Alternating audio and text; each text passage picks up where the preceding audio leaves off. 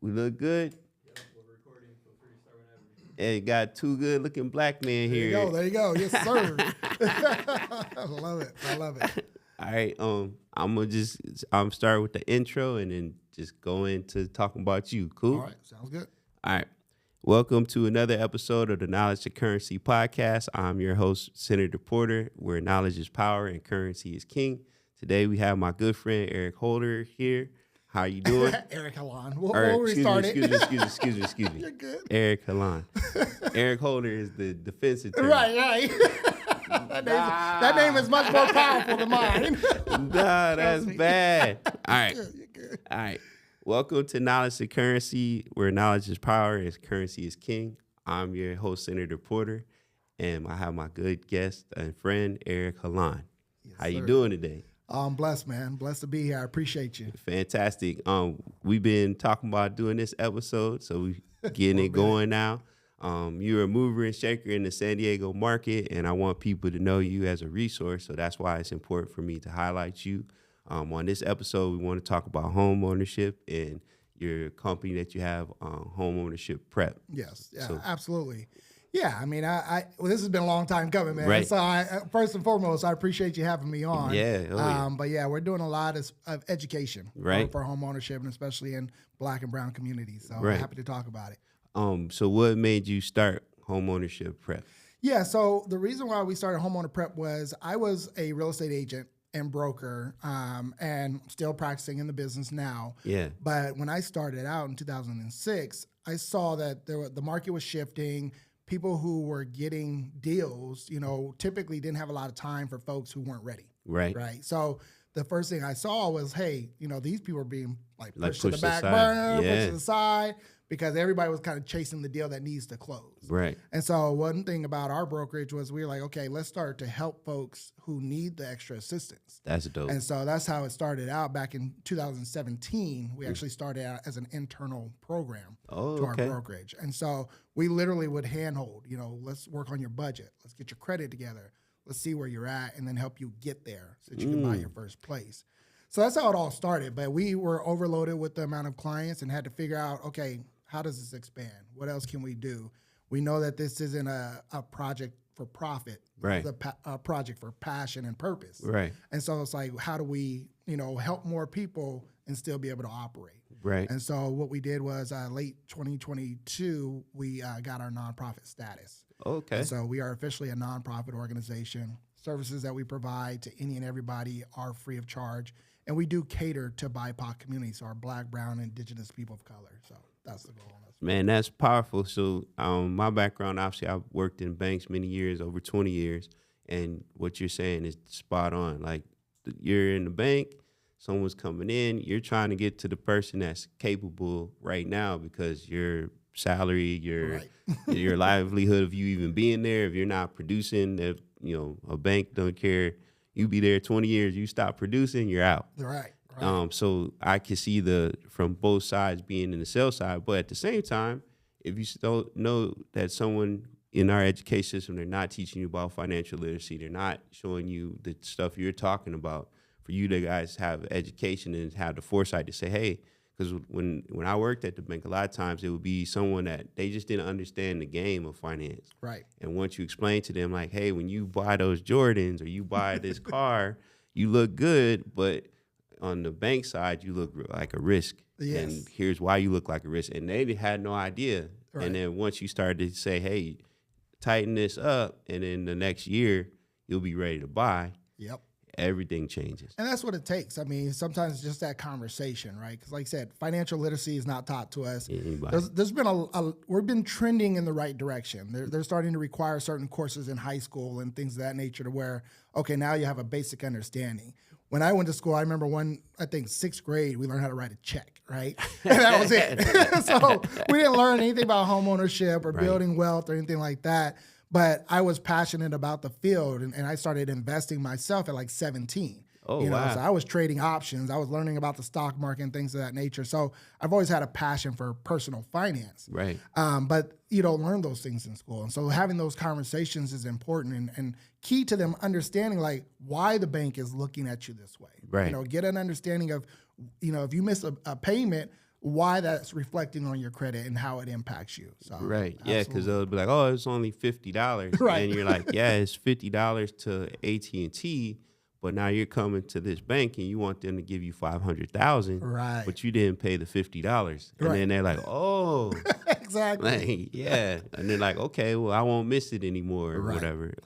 So then let's talk about the I guess like the steps. So normally someone comes to you because you do real estate. You're not Yes. only an investor, you're a realtor, and you do mortgages. Yes. So let's say they come in, you pull their credit's low, but they have income and stuff. So then you send them to homeowner prep, and then you guys kind of prep them to get ready. Absolutely. And so the way it actually works is I have all this background for education purposes, right? Right. So real estate, I got into real estate back in 2006 because I wanted to become an investor. Right. You know, I had no passions to be the top agent, the agent on the cover of magazines, and I still don't, right? Right. But I was very interested in learning how to invest in real estate. And Okay. so I got my license, I became a broker, run different organizations in that aspect because I started to realize, okay, there's a lot of people who want to get there too, but they haven't even bought their first home. Yeah. You know, or they're selling their home because they feel like they're in a financial pinch, Right. and they're not looking at it as an investment and trying to hold on to that. True. And so that taking it back to the genesis of getting into this business, it was all about the education. I needed to learn. And so I did get my real estate license, my broker license. I got my NMLS, you know. License of the license yes, of the license education. I actually went through the Dave Ramsey financial coaching, became a master financial coach. And so in the church, I started with just small groups. Let's get a small group together. Let's talk about our budget. Let's talk about credit. Let's start to work on these things and have these conversations. And that started to grow to where I was helping people one-on-one and charging for services. Then I started to promote myself on that end, and I was realizing that there weren't a lot of people who looked like me No. who had an understanding of this stuff, Yeah, no. or even reaching out. Yeah. And so I'm like, okay, well, there's a gap here. And so, yes, we do have people who come through our real estate firm to say, hey, I want to buy a house. We realize they're not ready, and we put them through the program. Nice. However, we still do community events as well. So we're very connected with the community here in San Diego to say, hey, once a quarter, we're putting on Workshop on Wheels events. Now, a Workshop on Wheels event is the very baby step that you can take to getting started, right? So you're not going to get overwhelmed with information. It's not going to be you sitting in front of, a desk or a table for 4 or 5 hours learning about the home buying process. We're literally going to charter a private bus.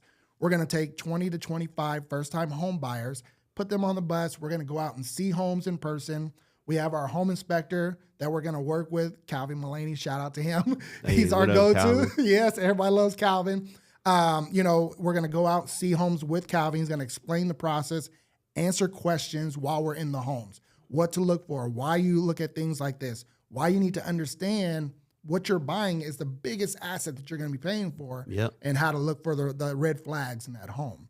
Aside from that, we're always working with a lender to come on, educate about home buying process. That's you. It could be me. It could be our sponsor. Our last event was sponsored by Bank of America. So, Oh, so they you literally open came the in. other Yep. lenders Yeah. So absolutely. Yeah. So other lenders can dope. join in and be a part of the conversation. So, we really want to educate, but we want to make it a fun process. Right. Getting to understand the home buying process can be a lot. And I explain that on the bus while we're out and about. And I explain, hey, this is a lot to get started, but let's take these baby steps. Okay. Come to an event, check us out, learn about it, go out and see homes and learn about the home buying process. And then also we cater a lunch, so we're going to support a local small business here in the San Diego area. And we're going to go there. We're going to have a full cater lunch for them as well. And so it's a half a day, but it really is that gateway into getting into the process and getting started. And so from there, if they, want to continue on, then they'll go through one-on-one financial coaching where they're getting that one-on-one. Let's look at your credit. We're going to pull your credit. Let's look at your income. Let's budget. Let's save. Let's do whatever needs to be done. And the biggest thing that I can say for most people is that they're closer than they think. Right. Like they may think like homeownership is some far off goal, but once they go through our program, they realize, oh, well, I'm about 6 months. Right. In 6 months, I can get this right and I can get going. And so that's really the goal. So first off, big props to you because everything you're saying, it resonates with me because it's going through financial transactions as a kid to now. Those are the things when I first tried to buy my first car, they were saying like, well, I want a Nissan Maxima. I don't know if you Yeah. back in that time, but that was the car. Like, Right. 20 years old. I'm like, I want that one. Right. And I had a job. My credit score was like 789 at the time. Yeah. When I went to the dealership, thank God, the salesman, he was also black, but he didn't look at me as a sale. Right. He said, no, that's too much car for you. Right. And I was, ego. I'm like, nah, I want that car in black. And he goes, no, I'm telling you. He goes, you got a new baby. I've been listening to you talk about just having a baby. You should get this Sentra over here. And I was like, man, that's a girl's car. And he goes, I'm telling you right now, you can get that Sentra. We could put an alarm on it and keyless entry. And if anything happens to you as your daughter gets older, you'll be happy that you got the Sentra over the Maxima. And then he goes, as you make more money, that's your goal to reach the max. So what I hear you guys saying is like, all right, well, let's say you do have credit issues, or let's say you don't make enough money. Let's let you see what this all looks like. Visualize yourself to this. Let's set a goal, 6 months. And we're going to not only show you how to do it, we're going to help you, and we're going to hold your hand. Absolutely. So that it's not intimidating, because like some people it's very intimidating. Like my mom's like that. When she got to buy a new car, it's like all hands on deck. She's sending me cars. I got to go through the aisle. I'm like, so did you drive the car? Yeah, I like it. I'm like, all right, well, you're paying for the car, so make sure you like it. Right. Who cares what I think? Do you like it? And she got to the point where she wouldn't want to get a loan on a car, to now she's kind of more willing to get a loan on a car. But her mentality was like, oh, if something goes wrong, I can't pay for it. They're going to take it. And I'm like, yeah, but you're buying all these beater cars, putting all this money in mechanic work and stuff, and it's costing you more. You have no peace of mind. Right. You go out, you get off work, you don't know if the car is going to start.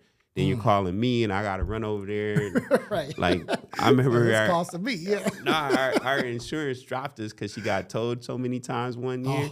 So then we had to get another insurance because we were on the same insurance thing. So the financial literacy part of our community and Black and Brown is very important, because a lot of people don't know. So kudos to you, props to you to not do it for just the profit, but to have an impact with the profit, because a lot of people don't do that. Yeah, and it's amazing because, like, we work with a lot of first-time home buyers, but then some of our clients, obviously, they've gone through our program, they purchased, and now they're wondering what to do with their next home, or, if they're going to sell it. And so they're still getting advice along the way, you know. So we often say, like, that first home is the beginning of that financial education. Once you're a homeowner, there's the next phase, level 2. So, whether you're thinking about buying a house or a car, it's the same thing, like, let's get you into a starter, now. Maybe it's a condo, let's get you into Whatever the condo. it is. And then let's build up some, especially here in California. Now, we're blessed because we get some great appreciation, right? Facts. And like, so had the weather you don't like take Florida much right long, now. right? For real. Florida is going through it. Right. We have family in Texas, it's like weather out there and things that go on. So it's like, we're going to see some nice appreciation. Let's get you into that condo. Let's get you into a townhome. Then over time, let's get you into the next house. And then we're going to show you how to keep that first home. Right. And so, it's a process, but you got to get started. And so you can't be so afraid that you just don't make a decision. Right. You got to be able to say, okay, let me go out and see what this is about. Yeah. And we had several people, like at our last event, October 5th, they were just saying, well, I saw it on the news, and, I just wanted to kind of see what it was about. And that's cool. Great. Yeah, come on out. Check us out. And like those conversations could start. Like I did in San Ysidro when I worked for BBVA Bank, and we would do a workshop in the community, like in the hood. Yes. But I grew up through both the hood and the suburbs, so I kind of can go in both lanes. Yep. So that stuff don't bother me. Kind of like, I'm know these people are thirsty for the information, so I want to give it to them. Right. And you never know who you could touch that could, like, it could transcend all kinds of things. And I've had stories of that just with those meetings. So it's very rewarding to do that kind of work, because you're just doing your job anyway. Right. And it makes you understand, like, man, the information I've learned over these years is very important, but we all kind of talk down what we do because we don't want to like show off. Yeah, not boasting. Yeah. Yeah. But I mean, what we can do can change generations. With, like you said, with homeownership. So that's really cool that you're doing that. Yeah, and I think ultimately we have a vision and a goal where we want to put $1 billion worth of equity back into these communities, right? And so the way to do that is to help more people buy their first home, help them now upgrade that home, hold on to an investment property if they choose to. Right. But putting $1 billion into the community is vital and important to us as our mission. And so it starts with one home at a time. It starts with just one homeowner. And like you said, it can change generations. Right. So, absolutely. So then what's like one of your biggest success stories of someone you helped that was scared and they got involved and where they are today? We have so many, but I think ultimately, like, every story is different. Yeah. Everybody's got a different story. And I always say, we're putting our clients in a position for miracles to take place, right? Sure. So if one thing about getting started in this process, a lot of people say, well, I started and then all of a sudden this happened. Right. Or this happened. I got a raise or, I got a bonus or whatever. Like, things start to happen because you're working your way towards it. And so I think if I had to reflect on a story, probably like a great couple that bought in Spring Valley recently through our program.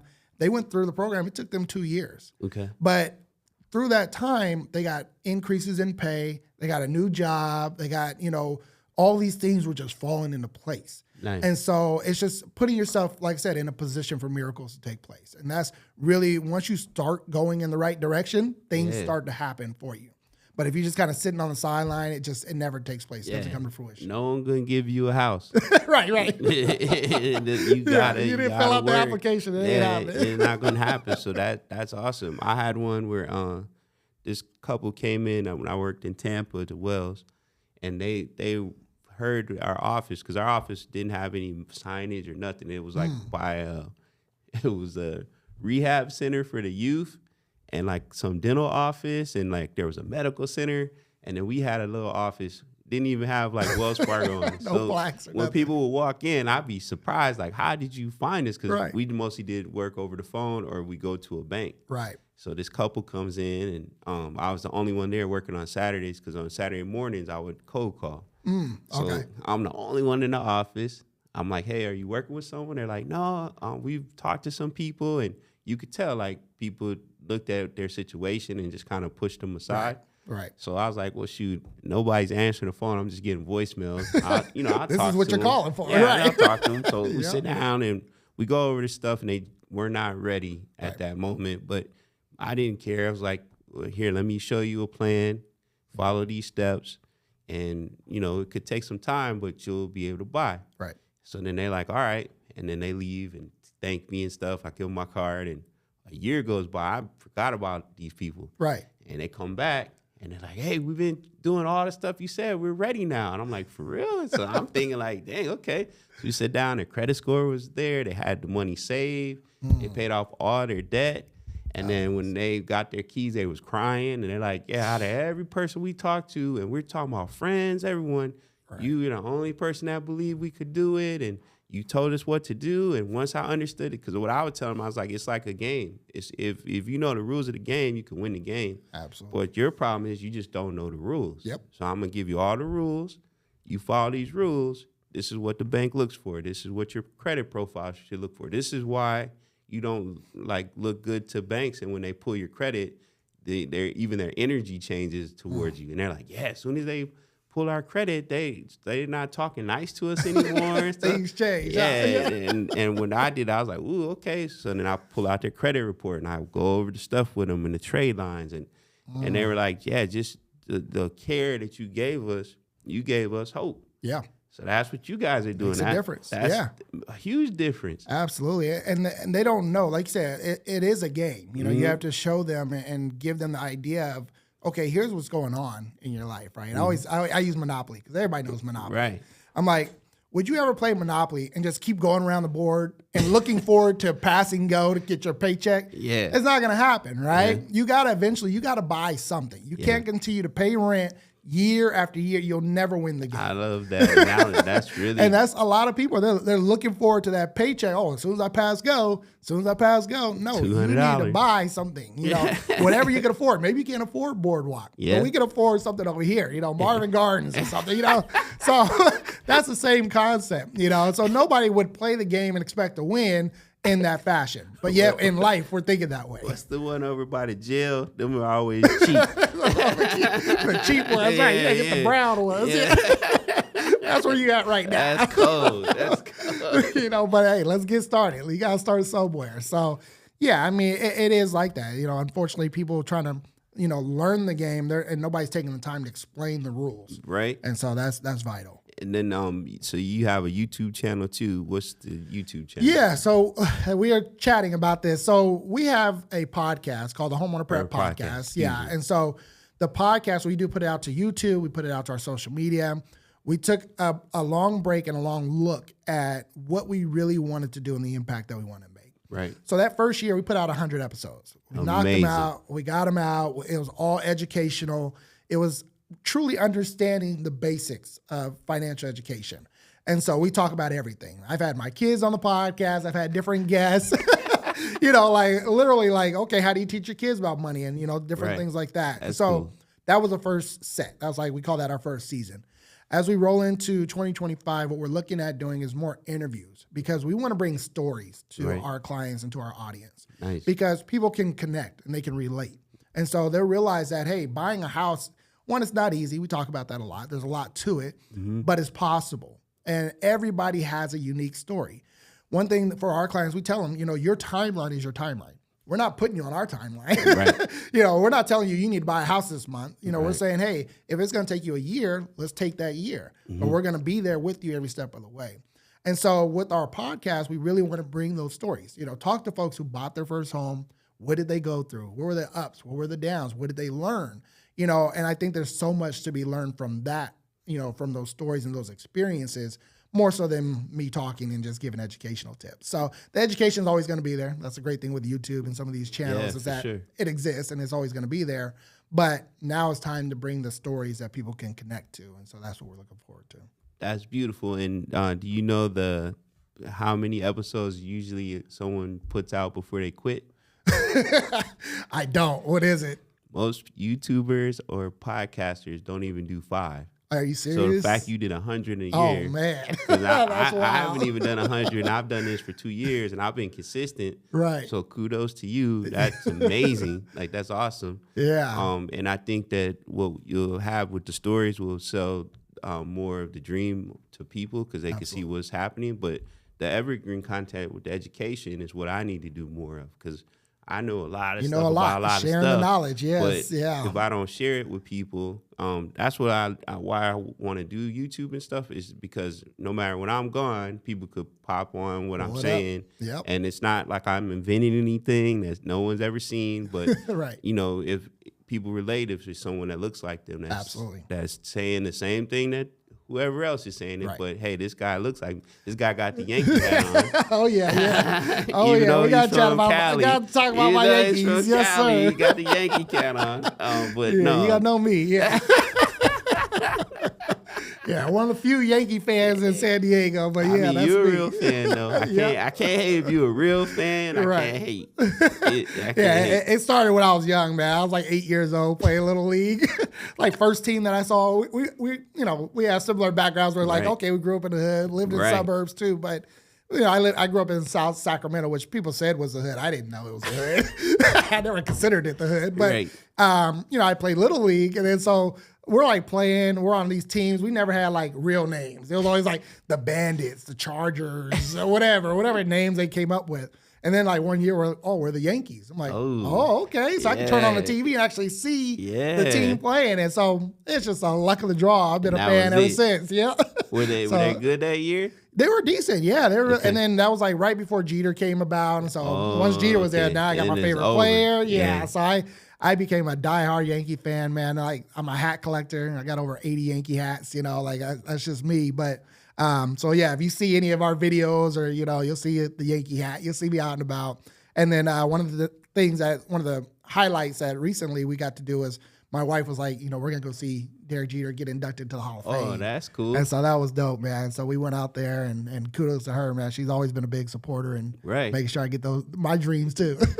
Did you get to meet him or get his autograph? Nah, nothing like that. It's funny. So I have a story when we were in Northern California. I grew up in Sacramento, and so it was either you had to go to the A's games or Giants games. Okay. And so with the Yankees being in the American League, I always saw them at the A's stadium, which is now closing.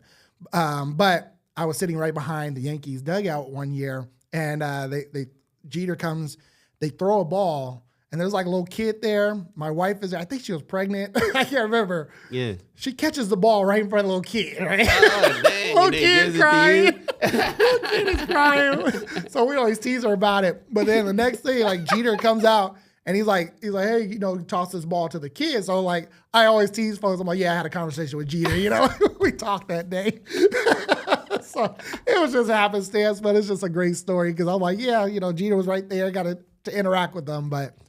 Great player, he's just a diehard baseball guy as I am. So yeah. Well, so when I moved here, I moved from Tampa, and there used to be this Starbucks every Saturday. We'd work out, and then we go to Starbucks and just kind of talk about like what our goals are for the month. Me and my group of guy friends. Yeah. And every Saturday he'd be at that Starbucks. Oh, really? So, because their practice facility. He was living there. He was retired there. Yeah. Oh, he was retired and living there. Right. Davis Island was the island that he lived on. And then Brady ended up buying that house. We're renting it from him before he moved and took the job with Miami.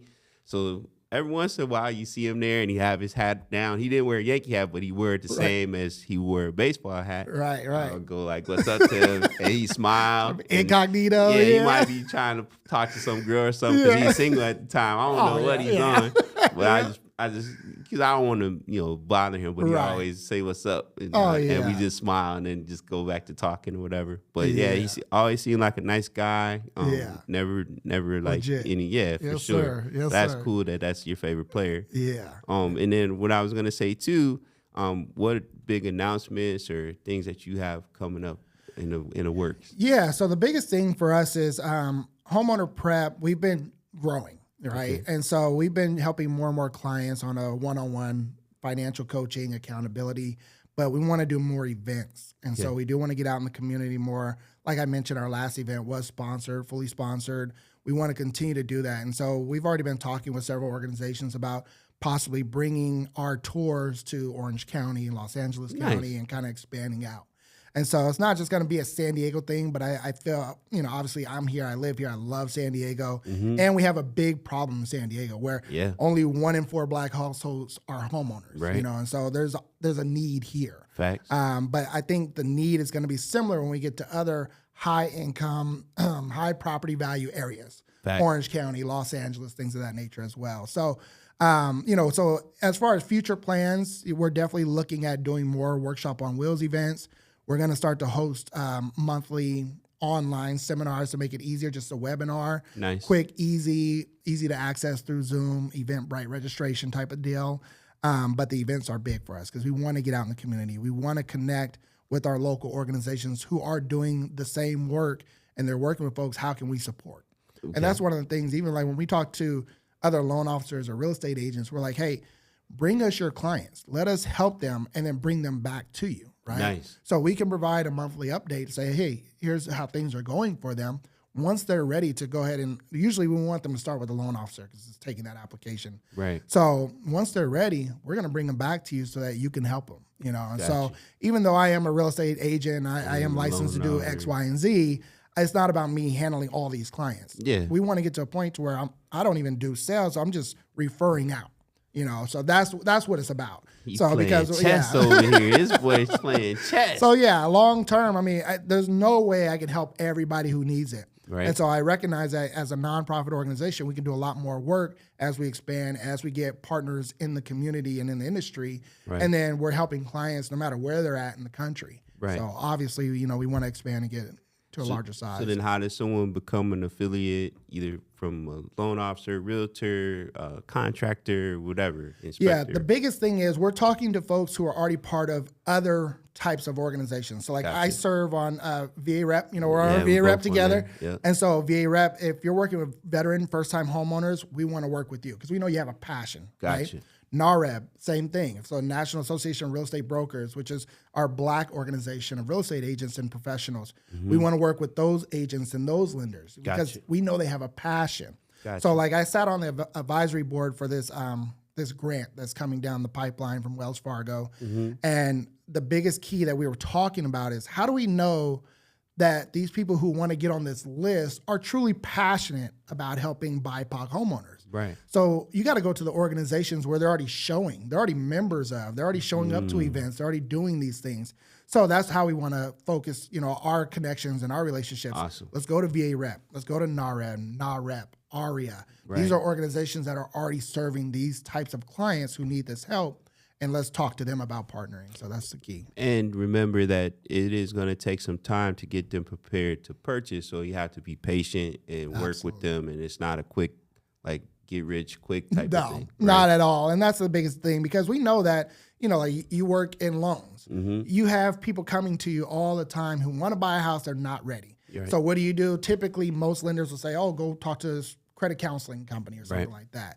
Well, bring them to Homeowner Prep. They're going to get more than credit counseling. We're going to work on their budget, savings, credit counseling, explaining the whole process, getting them ready, providing you with those monthly updates, and then bringing them back to you. For free. For free. Right. Absolutely. That's a key part of that. Absolutely. All of our services are for free. So, our services, the coaching, the events, everything is a free service. And Which is amazing because if you were to do that, like Wells Fargo had a similar program, but whenever I would send someone to there, I just knew they were not coming back. Not going to go through it. Because sometimes what I would do is if I refer you somewhere, because I never went through the program, I would stay on the call and just put myself on mute and listen to what's being said to you. And I'll be like, just shaking my head.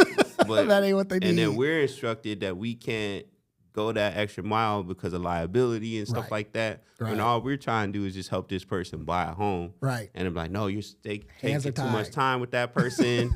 Send them to the third party and blah, blah, blah. So it's awesome that you guys are saying, no, not only do we want to help you, but we want to be here for you every step of the way. So that's absolutely. That's the accountability is so important. So like I mentioned, I went through this master financial coaching program through Dave Ramsey. And I love Dave Ramsey's program. Not saying we agree on everything, but that's a given. But I love the fact that, obviously financial literacy and the education, budgeting, things of that nature, the baseline. He calls them the baby steps, right? So those things are very important and vital. But when we were providing those services, it was like, okay, you pay X amount for X amount of time for a consultation or whatever. We go through it. That's it. Where's the accountability? Where's the follow-up? Where's, so every follow-up was another cost. And so, no, it's like, okay, I can help you with establishing, right? So you can come through Homeowner Prep. We're going to establish your budget. We're going to establish your plan, but then we're going to see you through it. Which is awesome. So, and that's the key because accountability is so needed. Life happens. Life happens. It seems like when you got everything rolling, all of a sudden somebody call you like, oh, and then you got to start over.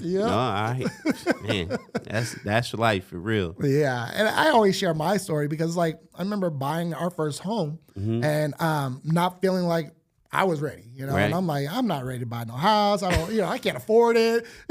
All these different things that go through your head because you don't know. And so again, kudos and credit to my wife. She's like, oh no, I'm gonna call Linda. We're gonna talk. We're gonna do this. We're gonna, we're gonna figure it out. And we were young, but it was just like we figured it out. And so we bought that first, second, third, fourth, so it continued on from there. But it's like, if you don't get that first one, if you don't take that step to understand it, it's very tough. Very tough. And having that belief, so your wife believed, and then you're like, all right, we're gonna do this, and then you just kind of went through the steps, and you couldn't see what was gonna happen, but you were just saying, I have a goal and I want to reach it, and like you said, as you continue that consistency, stuff just start falling into place. Absolutely, yeah. I'm such a big believer in that. Once you start taking those steps towards that goal and that direction, things start to happen, and it's outside of our control. We just like, hey, if you do this and you start moving towards, all of a sudden, like I said, promotions come, raises come, new job opportunities. It's just crazy to see it. You know what? I was listening to somebody talk about Steve Jobs, and he didn't really invent anything, but he got great people to do whatever his vision was because he was the visionary. But when they created the iPhone, it ain't the first phone. Nope. When he created, the iPod Shuffle, he's like, I want that in the iPod. And then even like GPS, I remember my aunt and uncle, they would buy this GPS that they get from Costco and put it in their car. And they were like, oh yeah, now I never get lost. And they didn't, kids nowadays don't know about an atlas, right? And a map. Map. And they lived on the East Coast, so we would go to New York, and they were awesome because they would always take me to places that I'd see on TV. And they lived in Pennsylvania, and they'd be like, well, let's get in the car and drive. Oh, that's awesome. So then we get an atlas, and then my job would be going through the atlas and all that stuff. So, but what Steve Jobs did, he's like, I want to have GPS in the phone. And at that time, nobody had that. And then I want music in the phone. Let's put headphones in the phone. And then he didn't build any of it. Nope. But he's like, I want all this stuff to be there. And now people rag on the iPhone because some people are Android people, whatever. Right. But they're lost. We pray for them. Yeah, but at the end of the day, like he was that visionary to say this is possible. Right. And look at what it does now. Like it's insane what that phone can do now. Oh yeah. It always trips me out because like before I got into real estate, I was actually like in graphic and web design. Me and my brother had a company he had started. I started out as an intern and was kind of like working there. Boss moves. Yeah. So, but it was like we had this company, and so I was very into tech. So any early adoption of tech was important. I'm still a techie, right? But it was just interesting to see like, okay, these new technologies are coming out. How do we use them for what we're doing? Right. And so it's the same thing now. Like everybody's used to Zoom, right? Zoom's been around for quite a while before COVID, but people weren't on Zoom like that. Right. Then through COVID, people just got so comfortable with it. Right. So now, even when we meet with our clients, it's like, hey, let's meet via Zoom. They're much more comfortable setting up an appointment on Zoom than to meet face-to-face. Some clients still want to meet face-to-face, but mostly it's Zoom. Right. So then what does that do to your organization? Well, now you can meet clients anywhere. Right. You don't have to meet clients just in your local city. Yeah. So automatically people become more comfortable. And I think, like you said, with Steve Jobs, bringing everything together, making it easy to use, now the phone in our pocket does so much. I mean, it's better than those computers that were taking up rooms. For real. Like, you'd rather lose your wallet than your phone. Right. You'd be like, nah, I'll lose my phone. Yeah. If I lose my wallet, I just turn off all the cars on my phone. Yeah, right. Like, you're right about that. I was going to ask you another question, but it left my mind. Oh, what's your biggest loss that you ever had? Ooh. And it could be personal, financial. It could be involving real estate. I'm a firm believer that I don't lose. Okay. So I learn. Okay. I like that. So it's wins and lessons. Yeah. Right. So I never see anything as a loss, but as a lesson. Okay. And there are countless ones. I mean, some people like in real estate, especially, or in the industry in general, they'll say, "Oh, well, I worked with this client, this full escrow, went through all the process, and the deal fell apart. I lost that deal." I'm like, no, you didn't lose the deal. Yeah. There's a lesson to be learned. What happened? Painful. Yeah, it's painful. It's a painful lesson, Like, but you got to learn. Otherwise, it becomes more painful because if you don't learn from it, it's going to happen again. Yeah. And so oftentimes, I look at those as lessons. Some I hear real estate agents say, "Oh, so-and-so stole my client."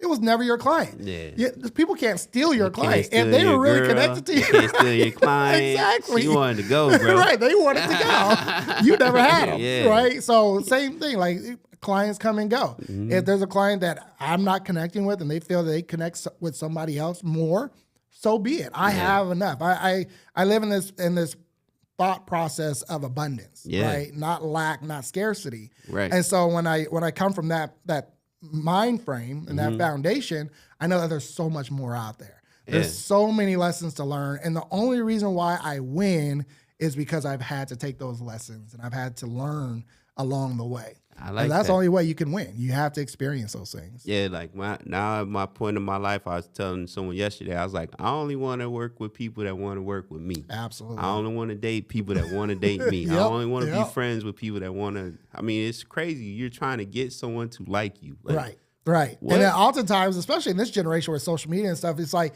now you have to become somebody that they like. Nah. No. Nah.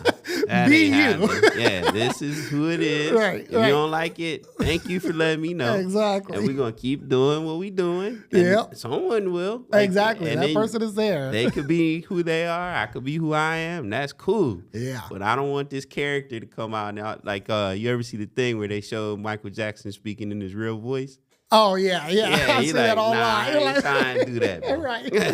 So I got to put on that front for the rest of my life? Nah, I'm good. Nah, I'm cool on any of that. I have a personal mantra is be you, but be better, right? See? So you're always looking to improve. In fact, my real estate company, we called it Kaizen, which Mm-hmm. is a Japanese business philosophy of continual improvement. Okay. So you're always improving, but it's okay and it's okay to be comfortable with who you are. Right. Be you. Right. You know, don't change for somebody else or change for everybody else. Right. Be you, but continue to improve yourself too. I agree. Like, if you're changing for the better, that's cool. Or if you're, like I always say, you buy the Lamborghini because you love Lamborghini and you're a car person.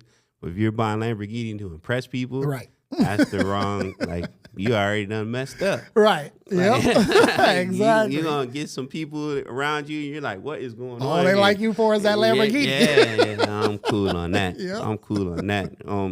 Well, if there's no other announcements, how do people work with you? How can they find you? Your social medias, your whatever. Absolutely. Yeah. So if you want to get started with Homeowner Prep, the easiest way is to jump on our website, homeownerprep.org. Okay. We're on all the social media. So, I mean, if you go to Instagram, Facebook, we're at Homeowner Prep. So pretty simple. Okay. And then I'm out there in the community too. So like we're well connected. We start to show up at more events. It's something I'm working on, getting better. Gotta come to our Gotta event. go to networking, gotta get out there. And so definitely, connecting with the Black Chamber of Commerce here locally, Nice. The San Diego Foundation. There's other organizations, like I said, that are doing the work. Right. And so we want to connect and figure out how we can be better at it. So you'll see us at more events coming up. Yeah, because it's important that people know, like, how awesome you are. And if you're not out in the market, nobody knows Right. other than who knows. Right. And that's cool too. But I feel like some people like yourself and Derek, and they just Right. they're not highlighted as much as they should be versus like the big banks and Right. stuff like that. When there's nothing wrong with the big banks, but they have a box, because I work there, that they want to be in. They're not trying to go outside that box. Absolutely. When you work with an organization like yourself, you guys are willing to say, okay, well, let's formulate a plan that works best for the customer, not what works best for our quarterly Right. Our profit and returns. loss. Yeah, Our bottom line. So that's I know how that important. all works. Yes, indeed. Yeah, so we got our meetup on the 24th, Margaritas and Mingle. We secured another location. It's the Hideaway in PV. Sweet. From 5 to 8. I gotta come. Yeah, Yeah. we had like 200. we had like 200 people there last month. Oh, so, that's awesome, man. yeah, we're doing the Love it. 24th this month because of Halloween. Next month it'll be at the end of the month. But yeah, I would love to have you, even if you can only come for an hour. Yeah. 'Cause I know you're a busy guy and stuff. Show up. That would be cool. I'll be the only guy in there with the Yankee hat on. Maybe I don't know. There's a lot of I've been find some finding a lot of the friends. Yankee fans. Oh, okay, they all showed up now that it's around. playoffs. Yeah. I've been seeing like, what's going on now? No, I was telling my wife, I said, I got to wear this hat a little more often because if they get that 28th ring, Ooh, I got to go get another hat. You gotta get another hat. How many Yankee hats you got now? Over 80. Yeah, I got over 80. That's insane. Yeah. I'm trying to convince my wife to give me like a side of the closet so I can hang some more. Yeah. And She what'd ain't she going say? for it. She's Nah. like, buy me a bigger house. Hey, All I'm right, working all on right. it. I'm working on it. Yeah, man. So yeah, we're definitely trying to get out there in the community. Want to get out there a little bit more, but Okay. yeah, I mean, finding us online is simple to do, and getting started is that much simpler. Yeah, and if you want to send people to him, like you said, he left his information on the website. They can reach you on social media too. Absolutely. Yep. Okay. And then if we meet people, we'll send them to you as well. Love it. Appreciate you. Yes. But anything we could do to blow up your organization, that's what we'll do. Yeah, and it's interesting, like you said, like, you know, oftentimes when you're doing good work, you're so focused on the work, you're not really trying to promote yourself, Right. and you're really just in the trenches, right? Right. And so, like, as I'm learning about, you know, nonprofits, because this is new, you know, I'm figuring, okay, there's connections that need to be made in the community. Your face has to be seen. You have to be seen doing that work, because it's very easy to do the work behind the scenes. Oh, yeah. And so it becomes bigger than you. It becomes bigger than your organization. And so you have to get out there. And so I'm learning that. Like I said, this is new. Nonprofit is very new. Yeah. And I mean, you got basically 3 companies and a wife and a kids. Oh, yeah, the kids. I got going to college. Yeah, shout out to my oldest, Eliana. She is a freshman at USC. Let's so go. Fight on. So a lot of different changes. Life is lifing. Yeah, man, that's the best thing for real. Well, man, thank you for coming on the show. I mean, to end out the Friday, this is definitely a highlight for me. And I continue to grow with you, and anything I can do to help, I appreciate you. Absolutely, man. I appreciate you having me. All right, so in the words of Dr. Dre, just chill till the next episode, and that's a wrap. All right. Brother, Appreciate you, man. good, Thank you so man. much, sir. Appreciate you. Did you like the